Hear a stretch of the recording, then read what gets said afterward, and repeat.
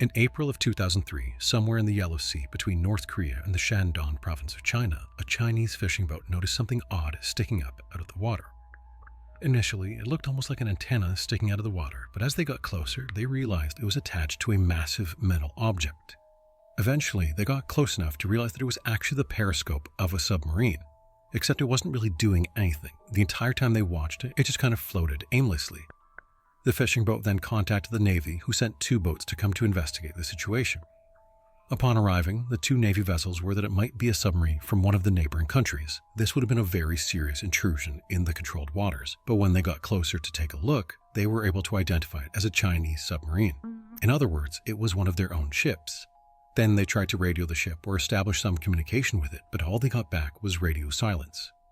The following day, the sub was finally boarded to figure out what was going on, and what they discovered was as terrifying as it was confusing. Upon opening the hatch, they immediately noticed how dark it was inside the sub. There was clearly no power, so no lights were on anywhere inside. Then they started walking through the sub, and they began to find the bodies of crew all over the place. And the weirdest part was that all of the crew were still at their stations and looked as though they were working and then just suddenly died, like they didn't even know they were in any danger. In total, 71 bodies were discovered on the ship with no survivors. Months after this discovery and following a lengthy investigation, 1 commander and the commissar of the North Sea Fleet were dismissed from the Navy.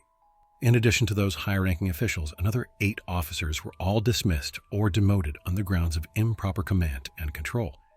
Because of the secrecy surrounding military operations, it took a long time before the truth was finally learned about what happened to the sub and the crew.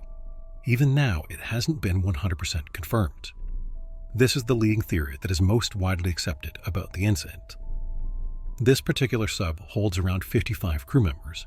When it was discovered, there were a total of 71 people on board, so it's been speculated that there was some sort of special procedure or test being run. One of these additional crew was a high-ranking official, and the rest seemed to be trainees. Now, this particular sub was something known as a diesel-electric sub. On the surface, the diesel engine is used to power all the functions and propulsion and also charge large batteries. These batteries are used to power the propulsion system when the sub is submerged. When on the surface, the diesel engine pulls in air for ventilation. This can also be done when the sub is partially submerged to remain undetected.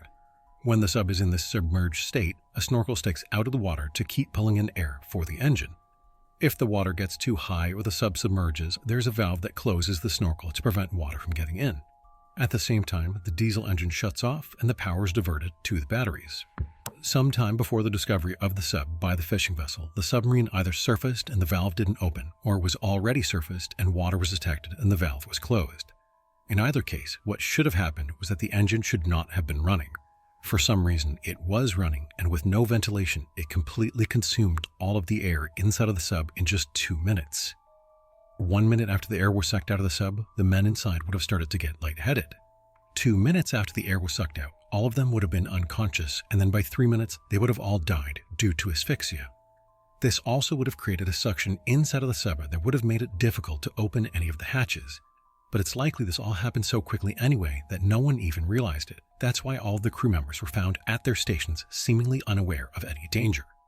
Another possibility is that without ventilation, the diesel engine vented all of the exhaust into the sub, which would have been equally fatal. In any case, the sub was on some sort of drill to maintain stealth and therefore maintain radio silence. It's for this reason that it wasn't noticed by anyone in command. It's also for this reason that it was trying to ventilate partially submerged instead of fully on the surface. Ultimately, it was a combination of crew error and technical malfunction that led to the deaths of everyone on board.